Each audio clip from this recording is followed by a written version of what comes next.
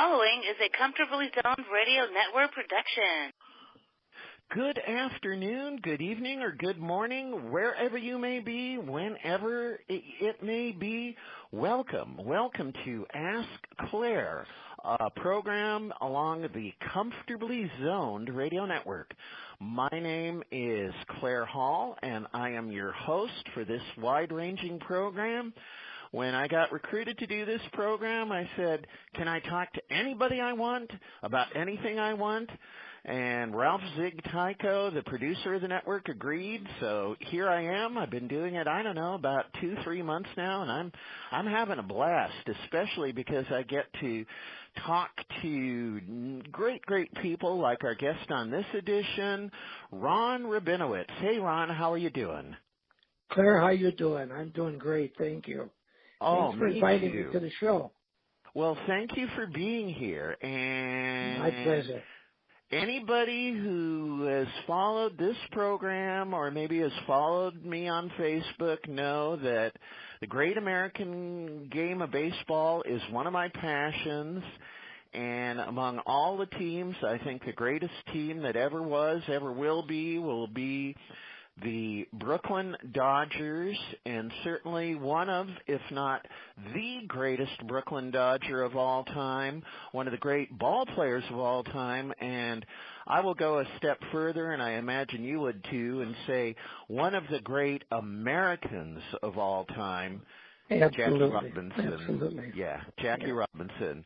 And Ron, I know you've had a rich, full, and interesting life, but what we want to focus on here is just one amazing aspect of it, that as a very young man, you became friends with Jackie Robinson, and you remained friends until his passing. So please, tell us the story first, just of how old you were, where you were, how it came about that you got to meet Jackie. Sure, Claire. I grew up in Sheboygan, Wisconsin, and my dad used to tell me stories about Jackie. He loved the Dodgers because they gave Jackie the opportunity to play Major League Baseball. So he says to me one day, he says, how would you like to meet him someday? And I said, boy, would I love that. Well, unbeknownst to me, he wrote Jackie a letter. He didn't want to tell me about it in case Jackie never responded. He didn't want me disappointed. I was 7 years old. Oh.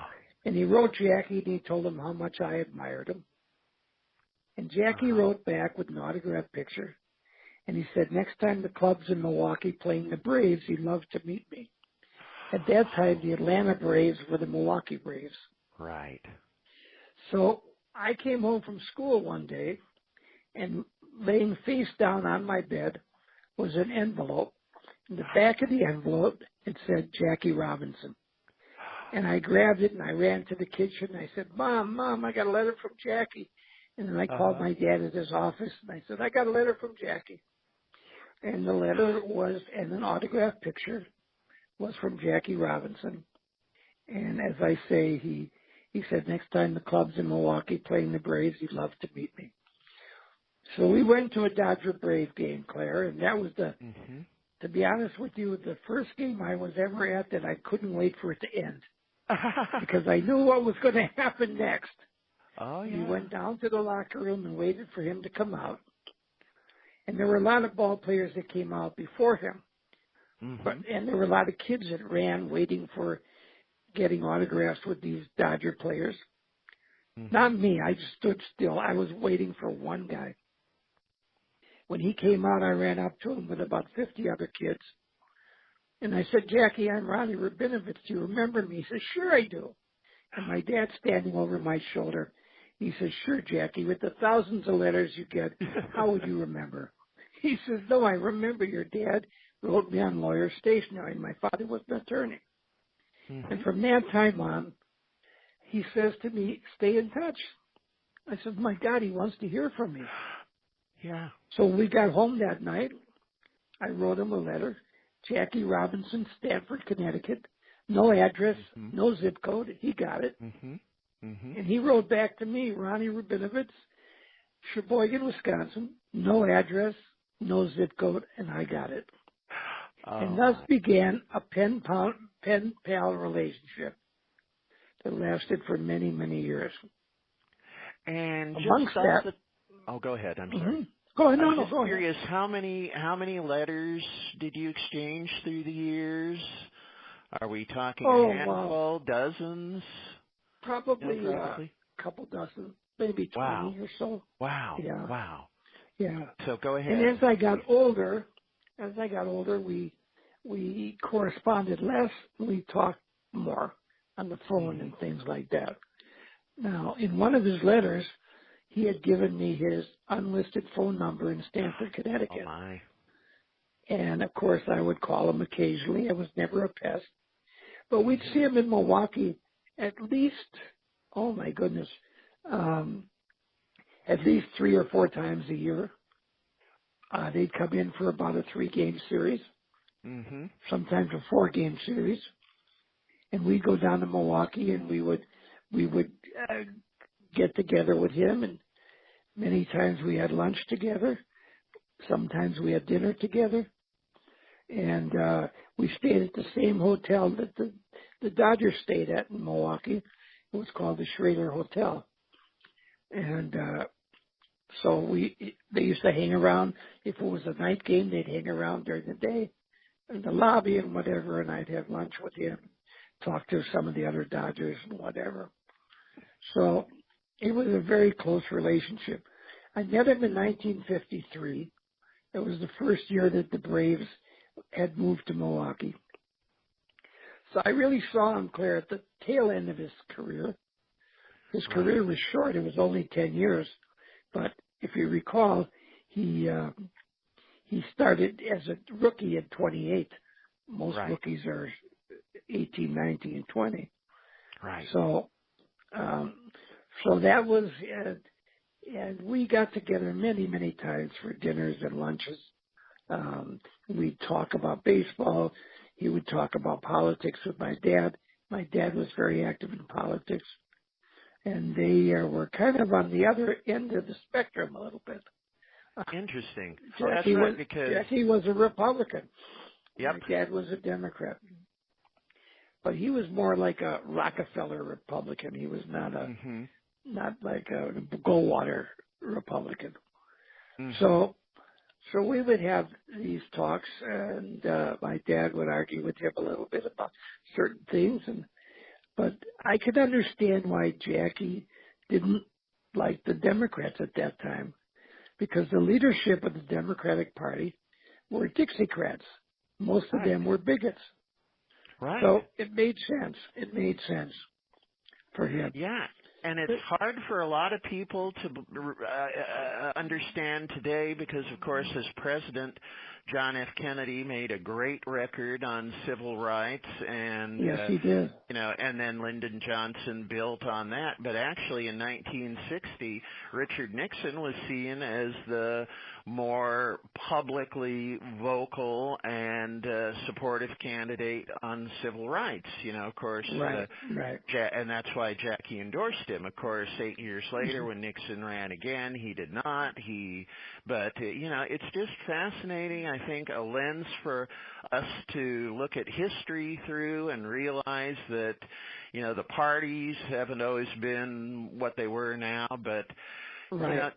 Let me ask you this, if I could, Ron. That, sure. I'm sure Jackie got, hundreds, thousands of letters like the ones that came from your dad. What do you have any thoughts on what it was about that letter, and then about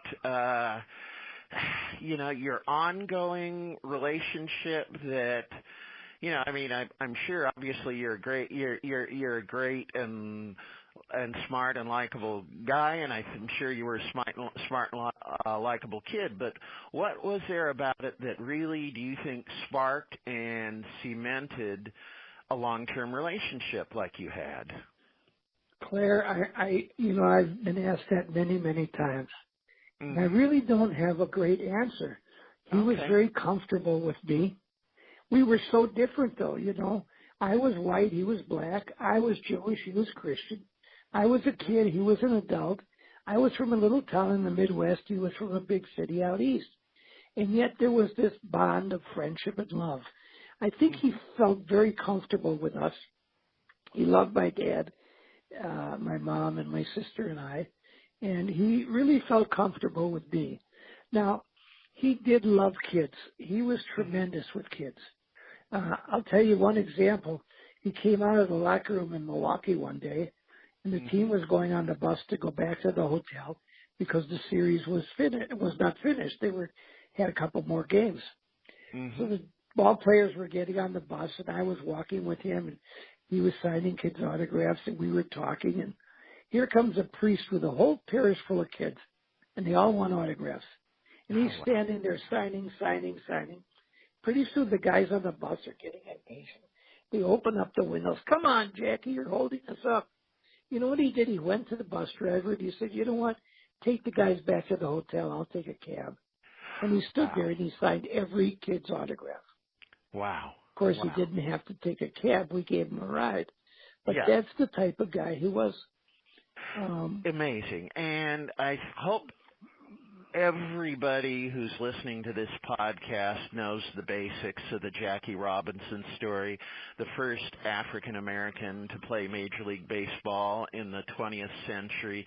And just, to me, it is unimaginable that any human being was able to endure what he had to endure, and maybe it was past the worst of it when you became his friend, but still.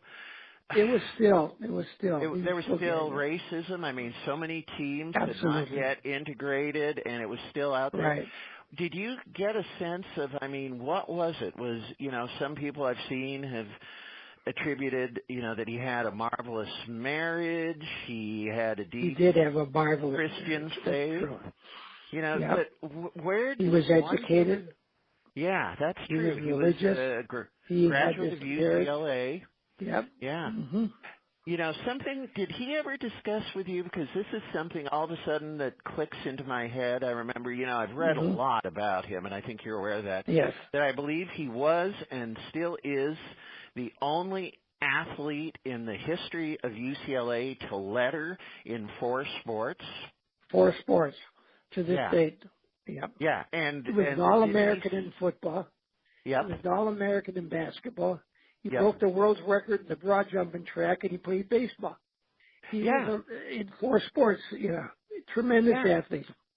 Yeah, and then I do remember some interview with him years later, because, of course, when he was at UCLA, late 1930s, dawn of the 40s, that, Major League Baseball was not integrated. There was really, the NBA didn't even exist yet. The NFL was, not what it was today. So he really didn't see, a route to a professional athletic career that, he said in retrospect, if he had known the opportunity that was ahead, maybe he wouldn't have played all 4 of those sports and put his body through the punishment that he did.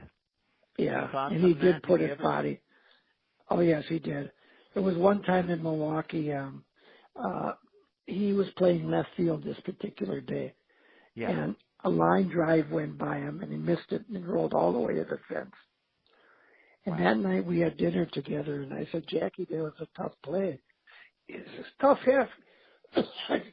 Tough hack, he said. Amaros would have had it. Sandy Amaros was a rookie left fielder. He was young and fast. And he said, Ronnie, my legs are gone.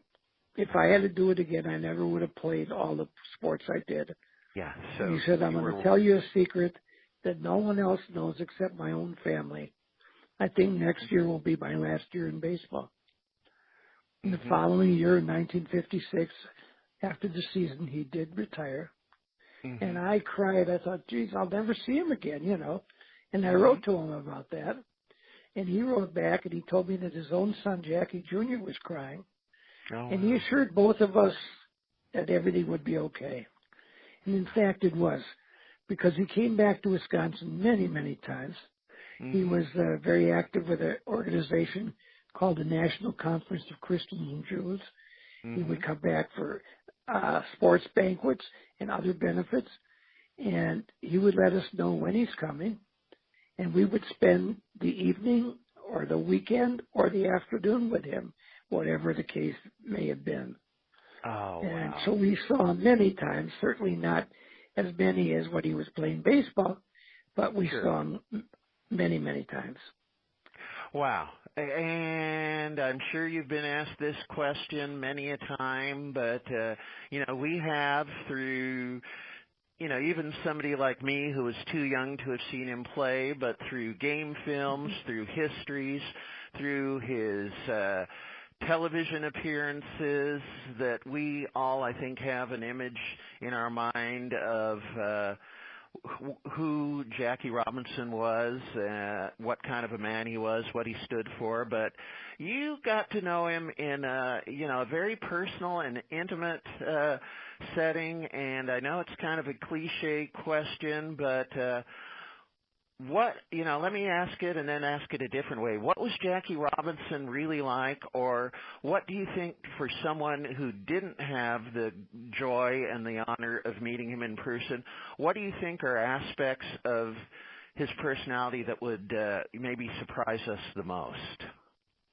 Well, he was a fierce competitor, Mm-hmm. and he loved to win, and he didn't care.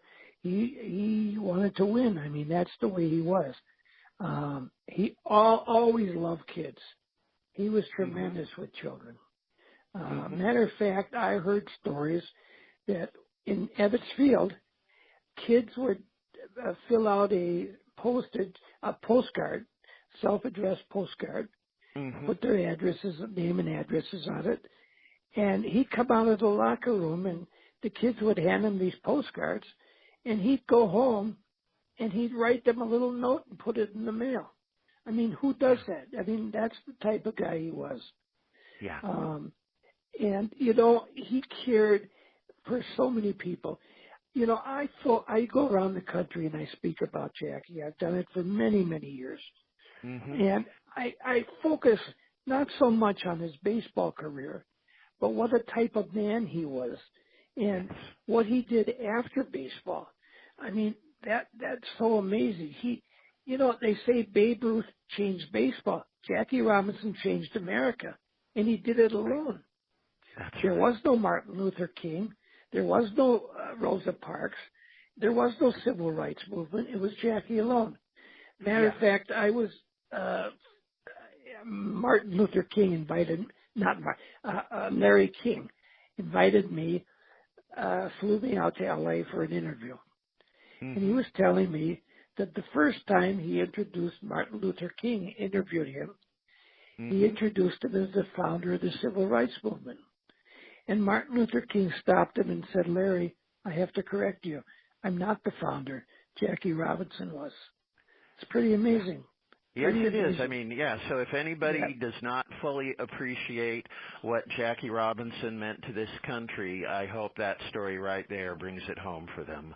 Absolutely. So you mentioned just briefly there, Ron, but will you please expand a little bit more about, I love having you as my Facebook friend because I see how you are traveling all over and telling Jackie's story, and just talk about how that's evolved and, why you do it, and, just talk a bit about that, please.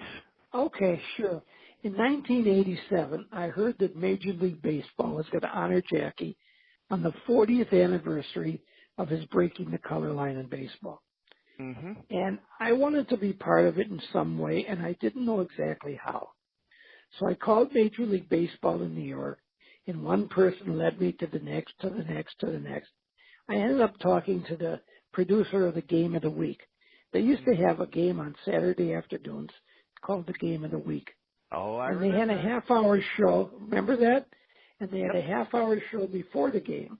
This Week in Baseball? Yep, that's right. Yep. And I got a hold of this producer. I told him my story. I sent him a couple copies of the letters just for authenticity. And he flipped. He said, this is wonderful. He says, in that half-hour show, I actually have 18 minutes. And I've got Wow. Rachel Robinson, Jackie's widow, Don Newcomb, Pee Wee Reese, and Roy Campanella on this show. And he says, you know what? He said, your story would get lost. And I said, look, I'm not looking for any money. I'm not looking for any fame. All I'm looking to do is tell a story of a man and a boy. Where should I go? And he said, I just hung up with a reporter from the Chicago Sun-Times. Oh, wow. I called him. He called back. We spent an hour on the phone. He ended up flying to Minneapolis, which I live now. I've lived here since 1966. But he flew up to Minneapolis. He spent a whole day with me and my family. And as I'm driving him back to the airport, I said, Brian, how big of an article do you think this will be? And he said, well, you know, the Sun-Times is like a tabloid, like a magazine type format. And he said, it'll probably be 2 pages. Well, it came out that Sunday. It was a 4-page story. Wow. And he won an award from the AP as the best public interest story of 1987. And then the Star and Tribune, the Minneapolis Star and Tribune called me. They wanted to do a story. So they did a big story. And then I get a call from the school. Would I come in and talk? I said, of course. So I go into this classroom and I said, all right, kids, how many ever heard of Jackie Robinson? And this little boy stood up and says, no, who is she? And I thought, oh my God, how would they know? So that's how it all started, Claire. And I felt that, you know, I didn't want anybody ever to forget him. And I became like a Pied Piper and telling my stories. Now in 1997, it was the 50th anniversary, and the Minnesota Twins were honoring Jackie's memory, and they had a press conference with Rachel there, and they were presenting her a check for the Jackie Robinson Foundation in his memory. Wow. And I was at this press conference. I had never met her before. And I was sitting in the audience with a bunch of reporters, and I'm grinning from ear to ear, and she's looking at me like, who's that guy, that reporter grinning at me, you know? Afterwards, I went up to her and I said, Rachel, I'm Ronnie Rabinovitz. And just like that, she says, oh my God, you're Ronnie Rabinovitz. And she hugged and kissed me. And she said, Jack loved you so much. Oh, and I showed her the letters. Then that evening, she threw out the first pitch. And I met her up in one of the suites. And we sat for 3 or 4 innings together talking about our families. She's a marvelous, marvelous lady. Yeah, and isn't it amazing? I mean, it's sad that we lost Jackie so young, but, you know, that is just a wondrous fact that all these decades later, she's still here. God bless her. She's 96 years old, and she's going strong. She started this Jackie Robinson Foundation the year after he passed away. It's a scholarship program for children of color and minorities to go to college. They have the greatest graduation rate of any scholarship program in the United States, 98%, which is way double the national average, way ahead. And that is fabulous. Jackie would have been so proud because education was so important to him, too. Yeah, I know somewhere, somehow he knows, and he is proud, and I'm sure he's proud of you, my friend. And, you know, there's so many, you know, bittersweet, sad stories about Jackie, and the program is about Jackie, but I got to sneak in just a little comment about my other favorite Brooklyn Dodger, Gil Hodges, and, you know, how close the two of them were. You know, people know about close. They know about the friendship with Pee Wee, but I think Gil was a bit quieter. And, you know, if this tells you anything, you know, sadly some people may know that Rachel and Jackie's first child, Jackie Robinson Jr., died in late 1971 in an auto accident. And then Gil died far too young in the spring of 1972 from a heart attack just a few months before Jackie's passing. And Gil Hodges Jr. told me a story that still just gives me chills. You know, at his dad's funeral, he's upstairs at the church. And Howard Cosell, I mean, this tells you a bit about, you know, who Gil and Jackie and the Boys of Summer were. Howard Cosell grabs Gil Jr., tells him, you have to come downstairs. And Jackie and Rachel are out front in a car, and Jackie, I guess, was, according to Gil Jr., too broken up to come in at the moment, Right. although they did make it to the service. But basically, he hugged Gil Jr. and said, except for the day my own son died, the day your father died is the worst day of my life. That's right. That's true. And what an amazing bond. I mean, really, the two of them, Pee-wee, but all the Boys of Summer. And I think that is part of the reason why their story resonates so strongly, you know, almost 60 years now after the Brooklyn Dodgers ceased to exist. They may no longer exist on the field, but they live in the hearts and memories of so many, and I just suspect they always will. Absolutely. And I feel so terrible that Gil is not in the Hall of Fame. He deserves to be there. We're going to fix that one of these days. Yeah, we're working on it. Lots of people are, and I appreciate that. He deserves to be right there with Jackie and Pee-wee and Duke and Campy and But all of them. That's right. Yeah, but Gil's in the bigger Hall of Fame, the Hall of Fame of great human beings, and that's right. Know, he was a tremendous human being. Yeah. And they were very close. They were very close, the two families. Yes, I know. I think there was a great. I believe the author's name is Danny Perry, and he put together a great, what he called, you know, an oral biography of Jackie that was published a couple of years ago.